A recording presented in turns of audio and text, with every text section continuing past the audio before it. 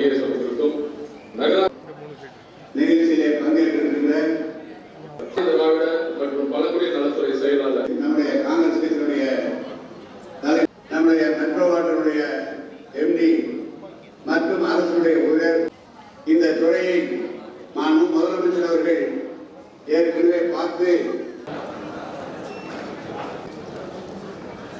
லட்சுமி விஸ்வகர்மா திட்டத்தை மாண்புமிகு முதல்வர் எதிர்க்கிறார் என்று சொன்னார். 18 வயது நிரப்பியவர் தகுதி விஸ்வகர்மா கடன் பெறுவதற்கு அந்த திட்டத்தில் கடன் பெறுவதற்கு தகுதி என்றாலும் ஒரு சான்றிதழை பெற வேண்டும். இவர்கள் இந்த சமூகத்தை சேர்ந்தவர்கள், இவர்களுடைய குலத்தொழில் இந்த தொழில் தான். ஆகவே இந்த தொழிலுக்கு இவர்களுக்கு கடன் வழங்கலாம் என்பதுதான் அதனுடைய சரத்து. ஆகவே அடுத்தறிய அந்த ஒரு தொழில் தான் செய்யலாம்.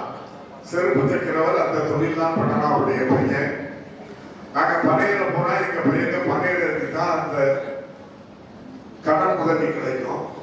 ஆக ஒவ்வொருவரும் தாய் தந்தையர் என்ன தொழில் செய்கின்றார்களோ அந்த தொழிலை தான் உங்க பிள்ளைகள் செய்யணும். அதற்கு 1 லட்சம் ரூபாய் 5% வட்டி.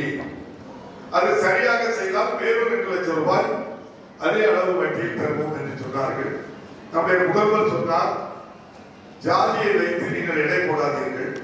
ஒரு அருந்ததியர் வீட்டு பெண்மணி அல்லது அங்கு உள்ள ஒரு பையன் கம்ப்யூட்டர்களை தேர்ச்சி பெற்று கம்ப்யூட்டர்களை புதிதாக ஒரு ப்ராஜெக்ட் செய்கின்ற அளவுக்கு, சாப்ட்வேர் உருவாக்கக்கூடிய அளவுக்கு அவன் திறமையாக இருந்தால் அவன் சாப்ட்வேர் உருவாக்குகின்ற அந்த ப்ராஜெக்டுக்கு அரசு தொழில் தொடங்குவதற்கு முன்வர வேண்டும். இதுதான் நம்முடைய மாண்புமிகு முதல்வருடைய எண்ணமே தவிர நீங்கள் சொல்வது போன்று அருந்ததியர் வீட்டு பிள்ளை தூய்மை பணிக்கு மட்டும் பயன்படுத்துவதை நான் விரும்ப மாட்டேன் என்று சொன்னவர் இன்றைய முதல்வர். நம்முடைய பிள்ளை, நம்முடைய தந்தை, அவர் வீட்டு பிள்ளை செருப்பு தைப்பதற்கு மட்டும் கடன் கொடுப்பதை நம்முடைய மாண்புமிகு முதல்வர் ஏற்றுக்கொள்ளவில்லை. அவன் படித்த படிப்பு எந்த தொழிலை தொடங்குவதற்கு அவன் விருப்பம் தெரிவித்தானோ அந்த தொழிலை தொடங்குவதற்கு நான் அனுமதி கொடுத்தால் இந்தியாவில் தமிழ்நாட்டிலும் நான் அந்த திட்டத்தை நடைமுறைப்படுத்தினேன் என்று சொல்லி உறுதியாக இருக்கின்றவர் இன்றைய முதல்வர் மு.க. ஸ்டாலின் அவர்கள். ஜாதி அடிப்படையிலோ ஒருவர் செய்த தொழிலின் அடிப்படையிலோ ஏற்றத்தாழ்வு இருக்கக்கூடாது என்பதுதான் இந்த அரசுடைய முக்கியமான திட்டம்.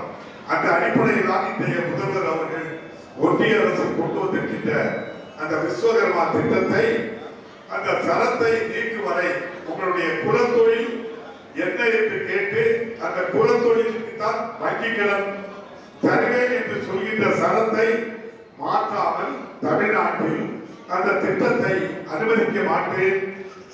அதை தாண்டி நானே அவர்களுக்கு வங்கி கடன் கொடுக்கிறேன் என்று சொல்லி 50% மானியத்தோடு 6% வட்டி கடன் கொடுக்கின்ற முதல்வரை உங்கள் சார்பாக நன்றி.